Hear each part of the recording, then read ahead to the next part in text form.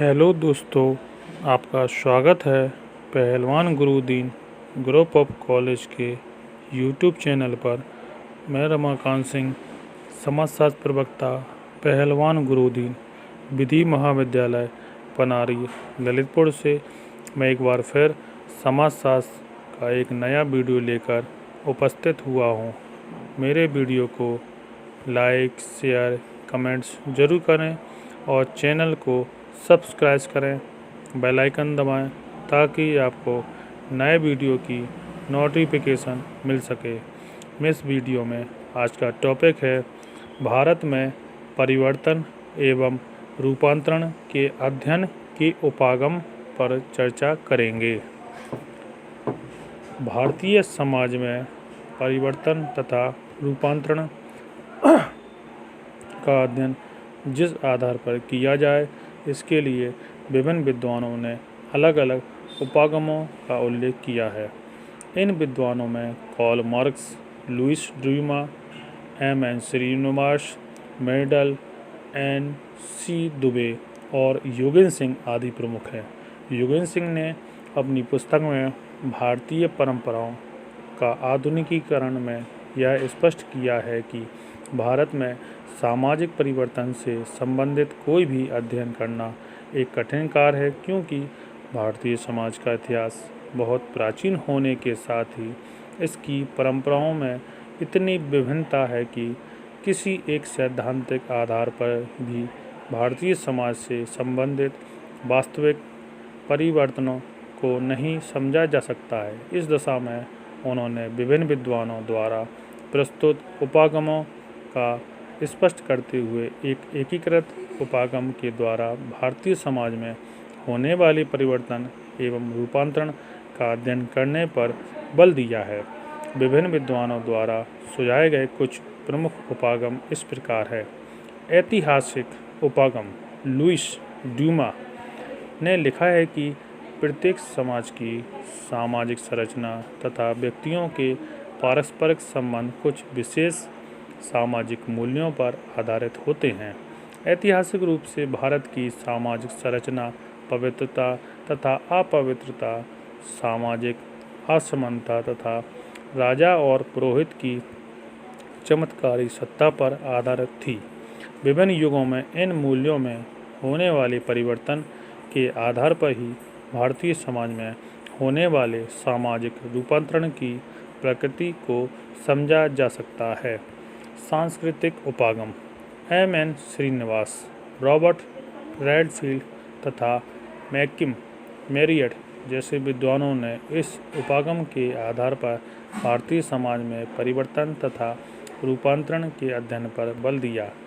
श्रीनिवास के अनुसार भारत में जाति विभाजन, जाति से संबंधित नियम, पवित्रता और अपवित्रता संबंधी विचार, विभिन्न प्रकार के संस्कार तथा धार्मिक विश्वास भारतीय संस्कृति का प्रमुख अंग रहे हैं। पश्चिमीकरण के प्रभाव से भारत की संस्कृति में मानवतावाद, तार्किकता, प्रौद्योगिक विकास, राष्ट्रवाद तथा समतावादी विचारों को महत्व दिया जाने लगा। यही विशेषताएं यहाँ सामाजिक रूपांतरण का आधार है। रॉबर्ट रेडफील्ड ने स्पष्ट किया है कि सभी सभ्यताओं का आरंभ लघु परंपराओं तथा स्थानीय विश्वासों से होता है। बाद में जैसे जैसे कोई सभ्यता दूसरी सभ्यताओं के संपर्क में आने लगती हैं, उसमें विभिन्नता बढ़ती जाती है। इसी दशा को हम सामाजिक रूपांतरण कह सकते हैं। मैकिम मेरियट ने स्थानीयकरण की जगह सार्वभौमिकता अथवा सार्वदेशिकता में होने वाली वृद्धि की सामाजिक परिवर्तन का मुख्य आधार माना है। स्थानीयकरण का तात्पर्य स्थानीय विश्वासों के आधार पर व्यवहार करना है, जबकि सार्वभौमिकता एक ऐसी प्रक्रिया है जिसके अंतर्गत हम समाज की बृहत परंपराओं, मानवतावादी मूल्यों तथा तार्किक आधार पर व्यवहार करने लगते हैं। किसी समाज में सार्वभौमिकरण में जितनी अधिक वृद्धि होती है, वह सामाजिक परिवर्तन उतना ही अधिक होने लगता है। संरचनात्मक उपागम। यह अध्ययन का वह तरीका है जिसके द्वारा किसी समाज की संरचना में होने वाले परिवर्तन के आधार पर सामाजिक परिवर्तन को समझने का प्रयत्न किया जाता है। उदाहरण के लिए भारत में जाति, नातेदारी, वर्ग, सामाजिक परिस्थिति तथा भूमिका आदि वे विशेषताएं हैं जो परंपरागत रूप से यहाँ लोगों के पारस्परिक संबंधों और अंतःक्रिया को निर्धारित करती रही हैं। इस संबंध में लैम्बर्ट ने पूना में किए गए अध्ययन के आधार पर लिखा है कि जब किसी समाज की संरचना बदलती है तो लोगों के पारस्परिक संबंधों में संविदा या समझौते का प्रभाव बढ़ने लगता है। प्राथमिक समूहों की जगह श्रम विभाजन में वृद्धि होती है। प्रदत्त परिस्थिति की जगह अर्जित परिस्थिति का महत्व बढ़ने लगता है। गतिशीलता में वृद्धि होती है तथा प्रत्येक समूह और वर्ग अपनी परंपरागत परिस्थिति को ऊंचा उठाने का प्रयत्न करने लगता है। इस तरह संरचनात्मक परिवर्तनों के द्वारा सामाजिक परिवर्तन की व्याख्या की जा सकती है। द्वंद्वात्मक उपागम। कार्ल मार्क्स ने यह स्पष्ट किया है, इतिहास के प्रत्येक युग में उत्पादन संबंधों के आधार पर विभिन्न वर्गों के बीच एक टकराव अथवा द्वंद्व होता रहा है। इस प्रकार उत्पादन संबंधों में होने वाले परिवर्तनों के आधार पर सामाजिक परिवर्तन की वास्तविक परिस्थिति को समझा जा सकता है।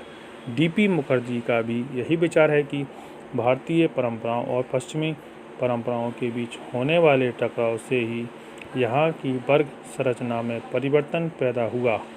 ए.आर. देसाई ने स्पष्ट किया है कि भारतीय समाज की भौतिक दशाओं में होने वाले परिवर्तन से जो नई सामाजिक चेतना पैदा हुई उसी से यहाँ राष्ट्रवाद का उदय हुआ। इसका तात्पर्य यह है कि भौतिक दशाओं में होने वाले परिवर्तन के आधार पर ही सामाजिक परिवर्तन की विवेचना की जा सकती है। संस्थागत उपागम। गुन्नार मेर्डल ने अपनी प्रसिद्ध पुस्तक एशियन ड्रामा में यह स्पष्ट किया कि सामाजिक परिवर्तन को समझने के लिए यह जानना जरूरी है कि किसी समाज की सामाजिक तथा आर्थिक संस्थाओं में होने वाली परिवर्तनों की प्रकृति किस तरह की है। जब सामाजिक तथा आर्थिक संस्थाओं में इस तरह परिवर्तन किया जाता है जिससे विकास संबंधी लोगों की इच्छाओं को पूरा किया जा सके, तभी ऐसे परिवर्तन को हम सामाजिक परिवर्तन और रूपांतरण कह सकते हैं। बहुल परंपराओं का उपागम। Doctor M.C. दुबे के अनुसार सामाजिक परिवर्तन को समझने के लिए किसी भी समाज की परंपराओं में होने वाले परिवर्तनों को समझना आवश्यक है।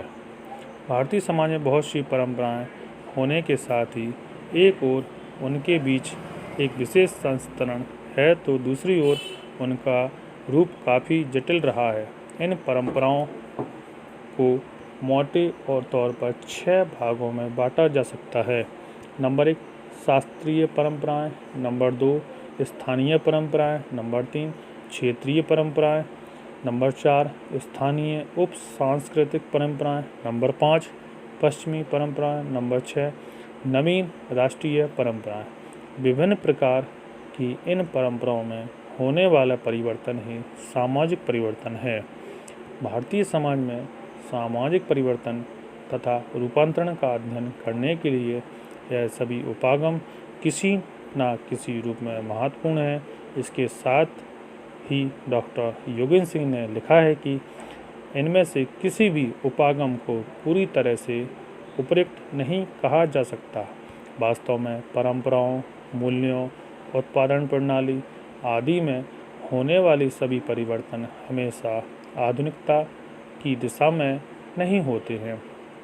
सामाजिक परिवर्तन को समझने के लिए यह देखना भी जरूरी है कि परिवर्तन के फलस्वरूप किसी समाज की परंपरा पूरी तरह बदल जाती है अथवा उसमें निरंतरता बनी रहती है। यह देखना भी आवश्यक है कि आधुनिकीकरण के रूप में होने वाला परिवर्तन किसी बाहरी दशा का परिणाम है अथवा यह कुछ आंतरिक दशाओं के फलस्वरूप उत्पन्न हुआ है। इस तरह का एक एकीकृत उपागम के द्वारा ही भारत में सामाजिक परिवर्तन तथा रूपांतरण का समुचित अध्ययन किया जा सकता है। बस आज का व्याख्यान यहीं समाप्त।